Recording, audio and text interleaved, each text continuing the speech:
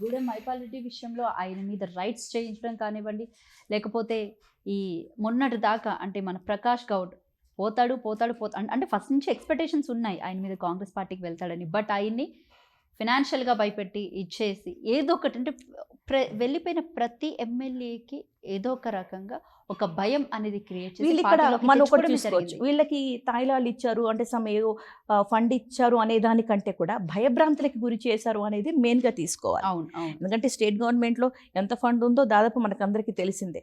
ఇప్పుడు ఒక్కొక్క ఎమ్మెల్యేకి డబ్బులిచ్చి కొనుక్కోవాల్సిన పరిస్థితిలో కాంగ్రెస్ కూడా లేదు. కానీ ఏం చేశారు, ఇండైరెక్ట్‌గా భయపెట్టారు. పనులు చేసుకొనివ్వమని భయపెట్టారు. ఈడీ రైట్స్ చేస్తామని భయపెట్టారు. కేసులు పెడతామని భయపెట్టారు. మల్లారెడ్డి గారిని కూడా అంతే భయపెట్టారు కదా. ఆయన చాలా దృఢంగా నిలబడి ఉన్నారు బీఆర్ఎస్‌లో. ఇప్పటికీ అన్ని టాక్స్ వస్తూనే ఉన్నాయి కాంగ్రెస్‌లో చేరిపోతారని. టీడీపీలోకి వెళ్తారని ఇప్పుడు దీనికి మనం ఇది ఇంకొక రకంగా కూడా చూడొచ్చు. ఉమ్.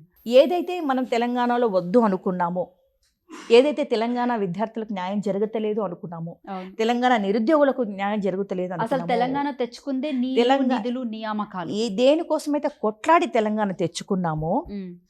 అది మనం సాధించుకుంటున్నటువంటి తరుణంలోనే ఉమ్. భారతదేశంలోనే నెంబర్ 1 స్థానంలో తెలంగాణని నిలబెట్టిన ఘనత కేవలం కేసీఆర్ గారికే ఉంది. బొగ్గు బూడిద తప్ప ఈ రాష్ట్రంలో ఏముంది అని నవ్వుకున్నటువంటి ప్రజలకి తెలంగాణలో పచ్చని పంటల్ని చూపించి, నీళ్ళని చూపించి, ప్రకృతి అంటే తెలంగాణలో ఉంది, సంపద అంటే తెలంగాణలో ఉంది అని దేశంలో ఉన్న మొట్టమొదటి స్థానంలో నిలిపించిన ఘనత కేసీఆర్ గారిది. అసాధ్యాన్ని సుసాధ్యం చేసి తను క్లియర్గా చూపించగలిగారు. అయితే ఇప్పుడు మనం ఏదైతే వద్దనుకున్నాం అనే పాయింట్ ఏదైతే ఉందో, మొన్నటికి మొన్న ఏపీ సీఎం చంద్రబాబు నాయుడు గారు హైదరాబాద్కి వచ్చిన తర్వాత ఎమ్మెల్యేలు వెళ్ళి కలిశారు. కలిసిన తర్వాతే కొన్ని డిసిషన్స్ తీసుకున్నారు. అయితే చంద్రబాబు గారి ఆలోచన ఏంటి అంటే తెలంగాణలో పార్టీని మళ్ళీ ప్రతిష్ట తీసుకొస్తాము, ఏదైతే పునర్వైభవం ఏదైతే ఉందో దాన్ని మళ్ళీ తీసుకొస్తాము అనేటువంటి ఎయిమ్తో చంద్రబాబు గారు వెళ్తున్నారు. మరి ఆయన శిష్యుడే కదా ఈయన. ఇండైరెక్ట్గా సహకరిస్తున్నారు. ఇక్కడ స్పష్టంగా కనిపిస్తోంది మనకి. ఇండైరెక్ట్గా ఎక్కడ సహకరిస్తున్నారు అంటే ఇప్పుడు ఈ క్షణంలో టీడీపీ పార్టీలో చేరకుండా వీళ్ళు కాంగ్రెస్లో చేరుతున్నారు. రేపు రేవంత్ రెడ్డి కూడా కాంగ్రెస్లో ఉంటారనే నమ్మకం కూడా లేదు. ఏ క్షణమైనా కాంగ్రెస్ను వీడి ఈయన టీడీపీని యాక్టివ్గా చేస్తారా, మరి హైదరాబాద్ రాజధానిని ఉమ్మడి రాజధానిగా కొనసాగిస్తారా? ఎందుకంటే ఈ మాట ఎందుకు అంటున్నాము అంటే చంద్రబాబు నాయుడు గారు అమరావతి రాజధాని అని జగన్ అధికారంలో ఉన్న 10 సంవత్సరాలు మాట్లాడారు. ఇప్పుడు అధికారంలోకి వచ్చిన తర్వాత అమరావతి గురించి మాట్లాడట్లా, రాజధాని గురించి మాట్లాడట్లా, కేవలం వైజాగ్ని ఆర్థిక రాజధాని అని చెప్తున్నారే తప్ప అసలు రాజధాని ఏంటి అనేది ఇంతవరకు క్లారిటీ ఇవ్వట్లా. అంటే మనసులో ఒక ఆలోచన ఉంది, హైదరాబాద్ని ఉమ్మడి రాజధానిగా కొనసాగించాలి అని. అది ఎవరు చేయాలి? రేవంత్ రెడ్డి వాళ్ళిద్దరు కూర్చొని మొన్న సగం ఒప్పందాలు అయ్యాయి. ఒకేసారి అయితే ప్రజలు తిరగబడతారన్న భయంతో దీనికి ఏంటంటే ఒక గ్రౌండ్ నుండి ఇదంతా కూడా టీడీపీ పాలిటిక్స్. కాంగ్రెస్ పాలిటిక్స్ ఇలా ఉండేవి కాదు. గతంలో కూడా కాంగ్రెస్ అధికారంలో ఉంది. ఇప్పుడు బడుగు బలహీన ప్రజల యొక్క పార్టీ కాంగ్రెస్ అని గతంలో చెప్పుకున్నారు. దళితుల కోసం, మైనారిటీస్ కోసం కొట్లాడిన పార్టీ, వాళ్ళ కోసం నిలబడిన పార్టీ కాంగ్రెస్ పార్టీ అని చెప్పుకున్నారు. కానీ ఈ రోజు నడుస్తున్న కాంగ్రెస్ పార్టీ విధానం ఏదైతే ఉందో, పరిపాలన విధానం ఏదైతే ఉందో, ఇది కాంగ్రెస్ మార్క్ కాదు. ఇది కంప్లీట్గా టీడీపీ మార్క్ పరిపాలన తెలంగాణలో స్పష్టంగా కనిపిస్తుంది. అక్కడ చంద్రబాబు ఎలా చెప్తున్నారో రేవంత్ రెడ్డి అలా నడుస్తున్నాడు. అదే ఉద్దేశంతో ఇప్పుడు ఏ రోజు టీడీపీ నుండి వచ్చిన ఎమ్మెల్యేలు ఉన్నారో వాళ్ళందరినీ కూడా మళ్ళీ ఇప్పుడు కాంగ్రెస్లోకి చేర్పిస్తున్నారు. రేపు మళ్ళీ వీళ్ళంతా కూడా టీడీపీ పార్టీని నిలబెట్టడానికి మళ్ళీ వీళ్ళే కారణమవుతారు, వీళ్ళనే ఉపయోగిస్తారు. మీరు ఇందాక ఒక మాట అన్నారు, వైజాగ్ని ఆర్థిక రాజధానిగా ప్రకటించారు చంద్రబాబు నాయుడు. అయితే జగన్ చేసింది కూడా అదే కదా. ఇప్పుడు జగన్ ఏ పాయింట్తో అయితే విమర్శించావో నువ్వు చేస్తుంది కూడా అదే కదా. అసలు ఈ రోజు ప్రజలంతా ఆంధ్రాలో చంద్రబాబు నాయుడుకి ఓట్లు వేయడానికి సగానికి సగం కారణం డెవలప్మెంట్ ఒకటైతే, రెండోది రాజధాని. మరి అలాంటి రాజధాని వైజాగ్ని చంద్రబాబు చాలా తెలివైన వాడు రాధా. ఇప్పుడు ఆయన ప్రాక్టికల్గా ఎవరైతే ఇప్పుడు ఇక్కడ కూడా అదే కదా, ఎమోషన్స్ని వాడుకున్నారు వీళ్ళు. ఏదైతే నోటిఫికేషన్స్ రావట్లేదు అన్నాం, టెక్నికల్గా మనం లాస్ట్ టైం ఏదైతే ఎగ్జామ్స్ ఫెయిల్ అయ్యాయో దాన్ని ఎమోషనల్గా తీసుకొని వీళ్ళు అధికారంకి వచ్చే ప్రయత్నం చేశారు. ఏపీలో చంద్రబాబు కూడా రాజధాని అనే ఒక ఎమోషన్ని రెచ్చగొట్టి హైదరాబాద్ ఎలా అయితే డెవలప్ అవుతుందో హైదరాబాద్ కంటే కూడా అమరావతి డెవలప్ అవ్వాలి అనేటువంటి ఒక ఎమోషన్ని క్రియేట్ చేసి ఆ రాజధాని సాకుతోని ఈరోజు అధికారంలోకి రావడం జరిగింది. కానీ తనకి ప్రాక్టికల్గా తెలుసు ఈరోజు వైజాగ్ ఎలా డెవలప్ అయిందో అలా అమరావతి డెవలప్ అవ్వడానికి కనీసం ఇంకో 10 ఏళ్ళు పట్టుతుంది. సో తనకి తెలుసు, మరి 10 ఏళ్ళు అక్కడ అమరావతిలో కూర్చుందామా, ఆల్రెడీ జగన్ డెవలప్ చేసిన వైజాగ్ని కొనసాగిద్దామా, ఆయనకు తెలుసు. ఆయన అందుకే ప్రజల్ని మళ్ళీ ప్రిపేర్ చేస్తున్నాడు. వైజాగ్ అభివృద్ధి జరిగింది కాబట్టి దీన్ని ఫైనాన్షియల్ రాజధానిగా చెప్తాను అని చెప్తున్నారు ఆయన. అమరావతిని కూడా వదలట్లా, కానీ అమరావతి డెవలప్ అవడానికి కనీసం 10 ఏళ్ళు పట్టుద్ది. ఆ విషయం చంద్రబాబుకు తెలుసు. వీళ్ళు ఏంటంటే మనుషుల యొక్క ప్రజల యొక్క ఎమోషన్స్ని క్యాచ్ చేసుకొని ఒక మ్యానిపులేట్ రాజకీయాలు చేస్తారు. టీడీపీ గురించి గతంలో కూడా మనం చూస్తాం.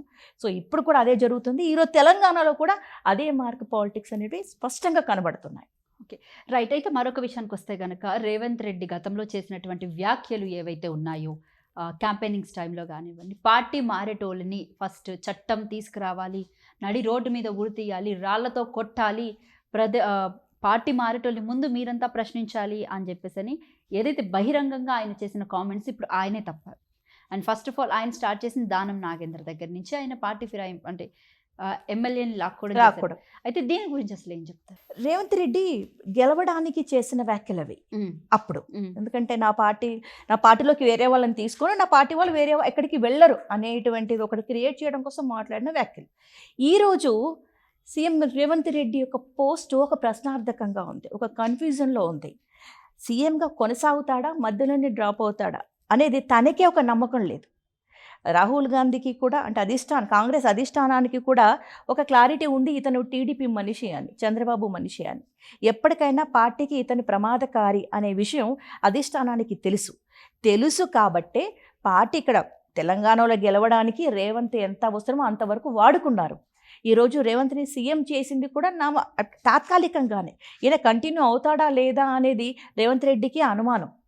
సో ఇప్పుడు అధిష్టానం యొక్క మెప్పులు పొందాలి, అక్కడ ఒక మంచి పేరు తెచ్చుకోవాలి అంటే ఇక్కడ ప్రతిపక్షం లేకుండా చేయాలి.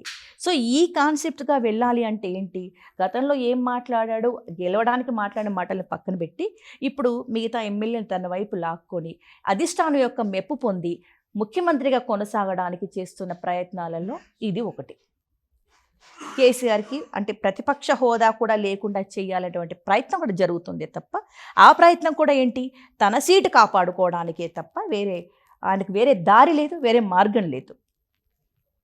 Okay, right ma'am. అయితే మరొక విషయానికి వస్తే కనుక ఈ ఎగ్జామ్స్ విషయంలో ఏదైతే జరుగుతుందో ఇష్యూ, ఆల్మోస్ట్ మనం ఒక 20 days నుంచి చూస్తున్నాం. పాపం నిరుద్యోగులు చాలా వరకు ధర్నాలు చేస్తున్నారు, నిరాహార దీక్షలు చేస్తున్నారు, వాళ్ళ గోస వినిపించుకుంటున్నారు. అయినా ఎక్కడ కూడా మెయిన్ స్ట్రీమ్ మీడియా అనేది కవరేజ్ కూడా చేయట్లేదు. ప్రస్తుతానికైతే యూట్యూబ్లో తప్ప అసలు ఎక్కడ కూడా అసలు పట్టించుకొని దాఖలాలు కనపడుతున్నాయి. సో ఏం చెప్తారు దీని గురించి? గత కొన్ని సంవత్సరాలుగా యూట్యూబ్ అంటే సోషల్ మీడియా తీసుకువచ్చినటువంటి చేంజ్ అనేది మామూలుగా కాదు.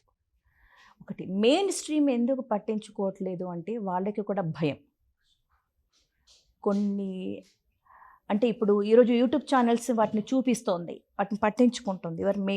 మిర్రర్ టీవీ, ఆద్య టీవీ కూడా చూపిస్తున్నప్పుడు రేవంత్ రెడ్డి టీం చేస్తున్న వ్యాఖ్యలు ఏంటి, నిరుద్యోగుల్ని పేడ ఆర్టిస్టులు అంటాం, విద్యార్థుల్ని పేడ ఆర్టిస్టులు, పక్కా జడ్సన్ ఇష్యూ కూడా వాళ్ళని పట్టించుకోకపోవడం, ఈ మీడియా వాళ్ళని కూడా పేడ్ ఛానల్స్ అని అనడం అనేది కొన్ని వింటున్నాం.